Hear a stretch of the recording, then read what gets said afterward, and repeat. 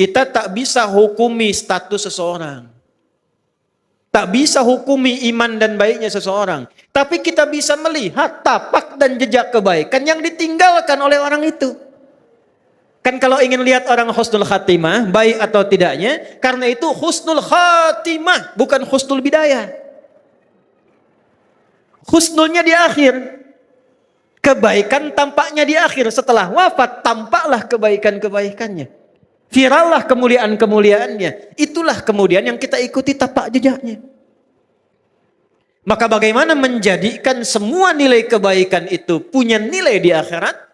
Karena nanti, mohon maaf, ada orang pun ahli dunia tapi baik. Jangan salah. Ahli dunia tapi baik. Cuman sayang kebaikannya tidak disiapkan untuk akhiratnya. Zaman Nabi itu ada orang belum beriman, non-muslim.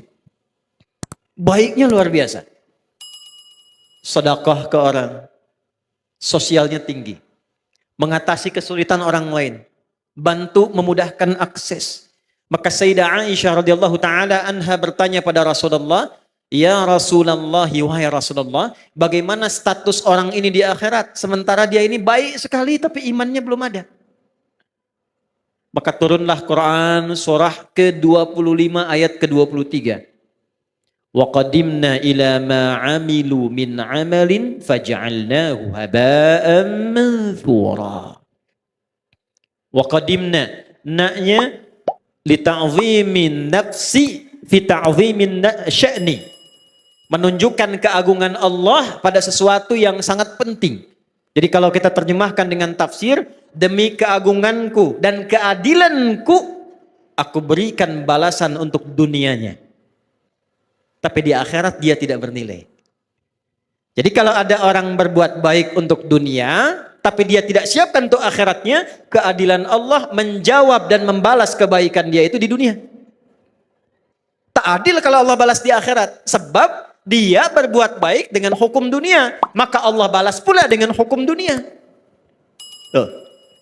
Baiknya karena dunia, maka diangkat orang itu. Disebut-sebut orang itu. Disanjung orang itu. Ada pula yang mendoakan. Tapi kalau tidak ada kunci akhiratnya, di akhirat kebaikan itu hanya akan menjadi debu yang berterbangan. Detil Al-Quran. Debunya terbang. Kalau terbang kan tak bisa ditimbang. Kalau debunya hinggap, masih ada berat.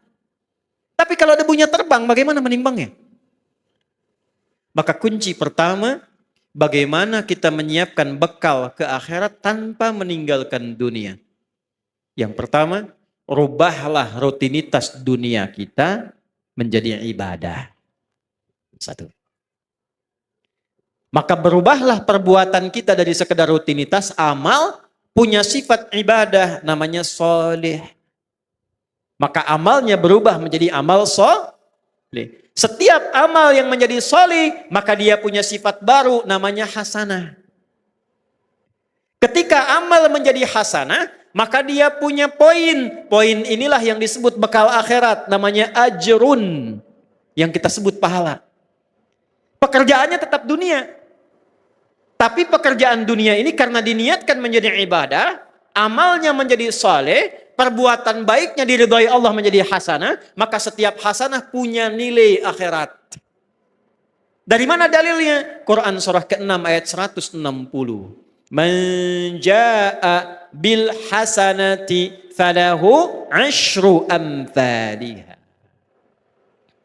Setiap perbuatan yang baik yang kita kerjakan dengan niat akhirat menjadi hasanah. Akan dikonfirmasi hasanah ini di akhirat dalam bentuk pahala sebagai bekal pulang. Karena itu doanya, Rabbana atina fid dunya hasanah. Dikonfirmasi hasanahnya di akhirat. Wa fil akhirati hasanah. Nah sekarang, bagaimana cara merubah perbuatan dunia menjadi hasanah, menjadi punya nilai akhirat? Kerjakanlah dengan menggunakan iman.